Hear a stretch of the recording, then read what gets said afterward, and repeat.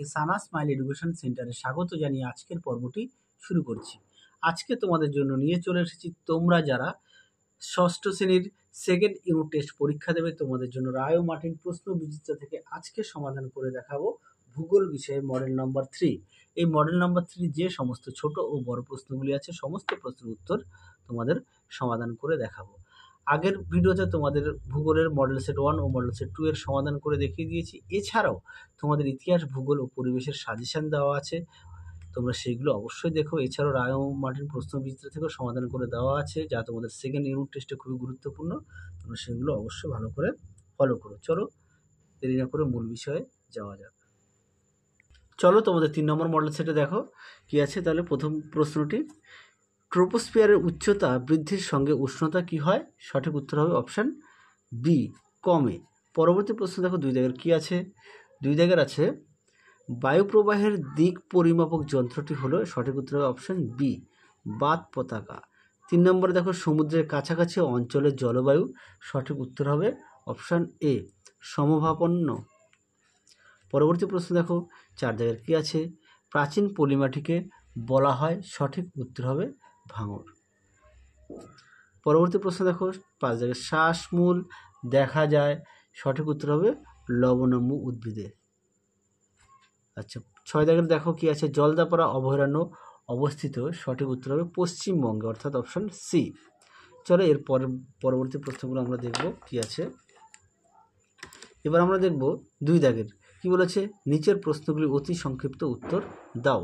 প্রথম প্রশ্ন আছে 1 দাগের, কুমেরু মহাদেশের জীবন্ত আগ্নেয়গিরিটির নাম কি?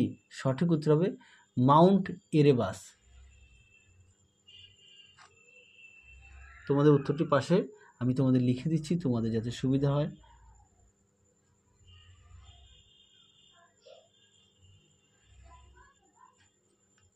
পাশে লিখে দিই মাউন্ট এরেবাস।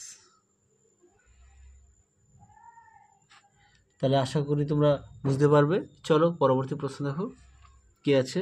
2 দাগের, ভারতের জলবায়ু কি প্রকৃতির? এটা উত্তর হবে ক্রান্তীয় মৌসুমী প্রকৃতির। ক্রান্তীয়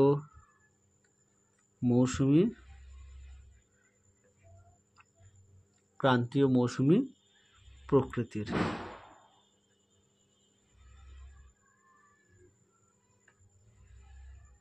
চলো পরবর্তী প্রশ্ন দেখো কি আছে। 3 দাগের, স্বাভাবিক উদ্ভিদের সংজ্ঞা দাও। চলো প্রশ্নের উত্তরটা দেখো। দেখে নাও স্বাভাবিক উদ্ভিদ কাকে বলে। উত্তরটা দেখো, মানুষের চেষ্টা ছাড়া শুধুমাত্র প্রকৃতির ওপর নির্ভর করে স্বাভাবিকভাবে জন্মানো ও বৃদ্ধি পাওয়া গাছপালাকে স্বাভাবিক উদ্ভিদ বলে। তাহলে উত্তরটি তোমরা এখান থেকে এই অবধি লিখবে। চলো পরবর্তী প্রশ্ন দেখো কি আছে। পরবর্তী দেখো 4 দাগের, সংরক্ষিত অরণ্য কাকে বলে? চলো প্রশ্নের উত্তরটা দেখো। দেখে নাও প্রশ্নের উত্তরটি কি আছে। অরণ্য সম্পদের অপচয় বন্ধ করে সঠিকভাবে তা ব্যবহারের মাধ্যমে জীববৈচিত্র্য রক্ষা করার পদ্ধতিকে অরণ্য সংরক্ষণ বলে। অন্যভাবে বলা যায়, গাছ না কেটে অরণ্যকে সুরক্ষিত রাখা এবং বন সৃজনের মাধ্যমে অরণ্যের আয়তন বাড়ানোর প্রচেষ্টাকে অরণ্য সংরক্ষণ বলে। তোমরা এখান থেকে এই পর্যন্ত উত্তরটা লিখবে। তো আমাদের পাঠ্য বই তো আছে, সেখান থেকেও পড়নীয়। চলো পরবর্তী প্রশ্ন দেখো 3 দাগের কি আছে। সংক্ষিপ্ত টিকালোকে বিকল্প প্রশ্নটি লক্ষণীয়। যে কটা প্রশ্ন দেওয়া আছে সমস্ত প্রশ্নের উত্তরই তোমাদের দেখাবো। প্রথম প্রশ্ন আছে কি, পৃথিবীর তাপমণ্ডল সম্পর্কে। চলো উত্তরটা দেখো। দেখে নাও তাপমণ্ডল বলতে কি বোঝো। উত্তরটি এখান থেকে অবধি লিখবে। দেখে নাও। চলো পরবর্তী প্রশ্ন দেখো কি আছে।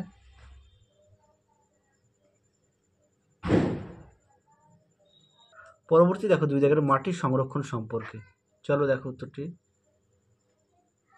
আমি তোমাদের মাটির সংরক্ষণ কাকে বলে সেটা একটু দেখিয়ে দিচ্ছি, তোমাদের পাশাপাশি না পাঠ্য বই থেকে একটু দেখে নিও। হ্যাঁ, এই প্রশ্নের উত্তরটা পাঠ্য বই থেকে বাকি অংশটুকু আরেকটু লিখতে হবে। চলো পরবর্তী দেখো কি আছে। অথবা দিয়ে মাটি সৃষ্টির কারণ। চলো উত্তরটা দেখাই। দেখে নাও মাটি সৃষ্টির কারণ, সুন্দর করে দেওয়া আছে পয়েন্টগুলো, দেখে নাও। চলো সুন্দর করে দেখো দেওয়া আছে, তোমরা অবশ্যই ভালো করে পড়বে পয়েন্ট দিয়ে। সক্রিয় কারণগুলি, নিষ্ক্রিয় কারণগুলি দেখে নাও। পরবর্তী প্রশ্নগুলো দেখো। চলো পরবর্তী প্রশ্ন দেখো 4 দাগের কী আছে, নিচের প্রশ্নগুলি উত্তর দাও, বিকল্প প্রশ্নগুলি লক্ষণীয়। 1 দাগে দেখো আন্টার্কটিকা জীবজগৎ সম্পর্কে আলোচনা করো। দেখো প্রশ্ন উত্তরটি। তোমাদের এই প্রশ্নটি 1 নম্বর মডেল সেটও দেওয়া ছিল, 2 নম্বর মডেল সেটও দেওয়া ছিল, 3 নম্বর মডেল সেটও দেওয়া আছে। কাজেই প্রশ্নটি গুরুত্বপূর্ণ, তোমরা কিন্তু অবশ্যই ভালো করে প্রশ্নগুলো পড়বে, অবশ্যই ভালো করে পড়বে। দেখে নাও প্রশ্নের উত্তরটি এই পর্যন্ত লিখবে। চলো পরবর্তী প্রশ্ন দেখো। পরবর্তী প্রশ্ন দেখো অথবা দিয়ে দেওয়া আছে, আন্টার্কটিকাকে বিজ্ঞানের মহাদেশ বলার কারণ কি? চলো প্রশ্নের উত্তরটা দেখো। দেখে নাও প্রশ্নের উত্তরটি সুন্দর করে দেওয়া আছে, দেখে নাও সুন্দর করে দেওয়া আছে। উত্তরে আরও একটু অংশ আছে, এই পর্যন্ত উত্তরটা তোমরা লিখবে। চলো পরবর্তী প্রশ্ন দেখো। পরবর্তী প্রশ্ন দেখো কী আছে 2 দাগের, ভারতের জলবায়ুতে গ্রীষ্মকাল সম্পর্কে সংক্ষিপ্ত বিবরণ দাও। চলো প্রশ্নের উত্তরটা দেখো। দেখে নাও ভারতের জলবায়ুতে গ্রীষ্মকাল সম্পর্কে, এখান থেকে দেখো উত্তরটা তোমরা লিখবে। কি আছে 1 নম্বরে, মার্চ মে মাসে সারা দেশ জুড়ে উষ্ণতা বেশি থাকে, গড় উষ্ণতা 40 ডিগ্রি সেলসিয়াসের উপরে উঠে যায়। তারপরে দেখো 2 নম্বর পয়েন্ট আছে, দেখো কেবলমাত্র পার্বত্য অঞ্চল ও উপকূল অঞ্চলের উষ্ণতা কিছুটা কম থাকে। 3 নম্বর আছে, উত্তর পশ্চিম ভারতে প্রচণ্ড উষ্ণ ও শুষ্ক লু বায়ু প্রবাহিত হয়, অনেক সময় ধূলিঝড় আজই দেখা যায়, পশ্চিমবঙ্গে কালবৈশাখী ঝড় আসে। তাহলে এই পর্যন্ত উত্তরটা তোমরা লিখবে। চলো পরবর্তী প্রশ্ন দেখো।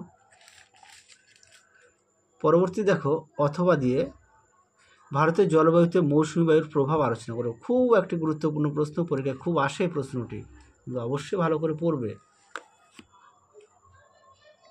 দেখে নাও প্রশ্নটি, তার উত্তরটা দেখে নাও। তোমাদের একটু ধীরে ধীরে দেখাচ্ছি যাতে তোমাদের বুঝতে সুবিধা হয়। পয়েন্ট দিয়ে দেখো দেওয়া আছে, বৃষ্টিপাত আছে, ঋতু পরিবর্তন আছে, 3 নম্বর আছে আর্দ্র গ্রীষ্ম, শুষ্ক শীতকাল, তারপরে 4 নম্বর আছে উষ্ণতা হ্রাস, তারপরে দেখো 5 নম্বর আছে প্রাকৃতিক দুর্যোগ। সুন্দর করে তোমার দেওয়া আছে, তোমরা এই পর্যন্ত উত্তরটা লিখবে। চলো পরবর্তী প্রশ্ন দেখো কী আছে। এরপরে দেখো 5 দাগের আছে, নিচের প্রশ্নগুলি উত্তর দাও, বিকল্প প্রশ্নটি লক্ষণীয়। আচ্ছা, প্রথমে আছে বায়ুমণ্ডলের স্তরবিন্যাস সম্পর্কে আলোচনা করো। চলো প্রশ্ন উত্তরটা দেখাই। দেখে নাও প্রশ্ন উত্তরটি, এখান থেকে তোমরা শুরু করবে। তারপরে দেখো পয়েন্ট দেওয়া আছে 2 নম্বরে স্ট্র্যাটোস্ফিয়ার। তারপরে দেখো স্ট্র্যাটোস্ফিয়ারের বৈশিষ্ট্য দেওয়া আছে। তারপরে দেখো মেসোস্ফিয়ারের সংজ্ঞা আছে, বিস্তার আছে, বৈশিষ্ট্য আছে। তারপরে দেখো থার্মোস্ফিয়ার আছে, থার্মোস্ফিয়ারের বিস্তার আছে, বৈশিষ্ট্য আছে। তারপরে দেখো এক্সোস্ফিয়ার আছে, দেখে নাও এক্সোস্ফিয়ার, হ্যাঁ এই তো এক্সোস্ফিয়ারের বিস্তার আছে, বৈশিষ্ট্য আছে। তারপরে দেখো ম্যাগনেটোস্ফিয়ারে দেখে নাও, সুন্দর করে দেওয়া আছে, সংজ্ঞা আছে, বিস্তার আছে, বৈশিষ্ট্য আছে। তোমরা এই পর্যন্ত উত্তরটা লিখবে।